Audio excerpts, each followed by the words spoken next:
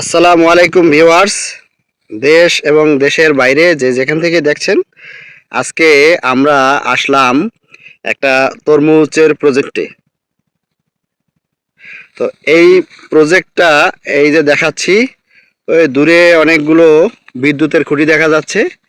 ওই পর্যন্ত এই প্রজেক্টটা হবে। এখানে প্রায় 300% উপরে ওনাদের এই প্রজেক্ট। ওনারা এই ঘরে আপাতত থাকছেন অস্থায়ীভাবে। পটুয়াখালীর বাউফল থেকে এই কাকারা এসেছেন। আমরা আসলে আমাদের এলাকায় বড় পরিসরে এরকম তরমুজ ক্ষেত হয় না প্রজেক্ট হিসেবে। ব্যক্তি মালিকানা হয়তো কিছু টুকটাক হয়। তা প্রজেক্টটা করতে গেলে সেখানে কিছু নিয়ম কানুন থাকে।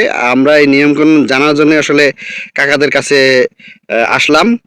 ওনাদের কাছ থেকে জানবো যে ওনারা কিভাবে এই প্রজেক্টগুলো আসলে উঠায়। তো কাকা, আপনারা এই যে চারা তৈরি করেন, চারা শুরুর থেকে মানে কিভাবে চারাটা রোপণ করেন? চারা রোপণ করার জন্য ভিজাই আডি ভিজাই ভিজাইনের পরে আডিটা ভালো করে ধোয়া লাগে, ধুইয়া এরপর আবার ওটার এমনি দেওয়া লাগে, জাগ দেওয়া লাগে, গরম দেওয়া লাগে।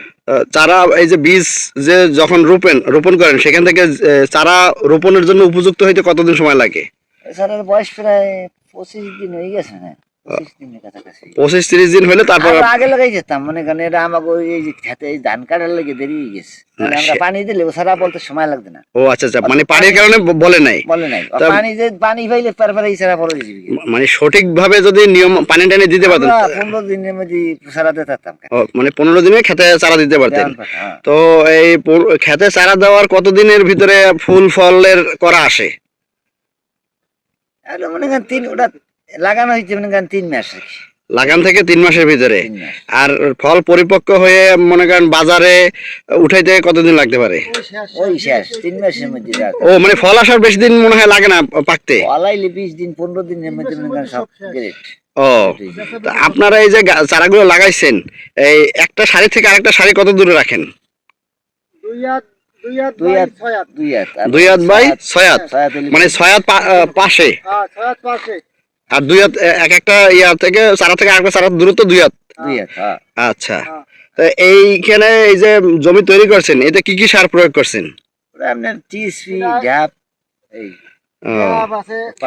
ইউরিয়া দিলে কি ক্ষতি হয় গাছে?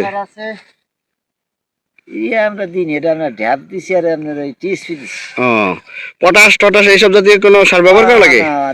গোবর সার তো ব্যবহার করেন না? ওগুলো লাগে না।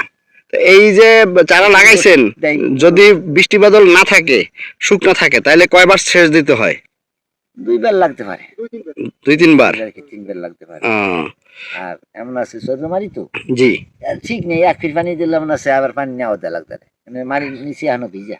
ও, আপনি উপরে শুকনা দেখাইলো, আসলে মাটি নিচে ভিজা আছে।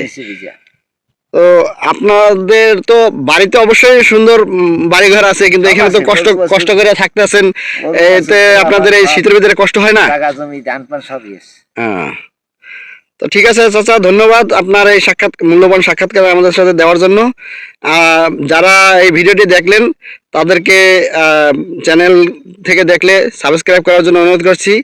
আর যদি পেজ থেকে দেখেন, পেজটিকে ফলো করবেন এবং লাইক কমেন্ট দিয়ে আমাদের সাথে থাকবেন নিত্য নতুন ভিডিও দেখার জন্য। আজ এখানেই রাখছি, দেখা হবে পরবর্তী কোনো ভিডিওতে।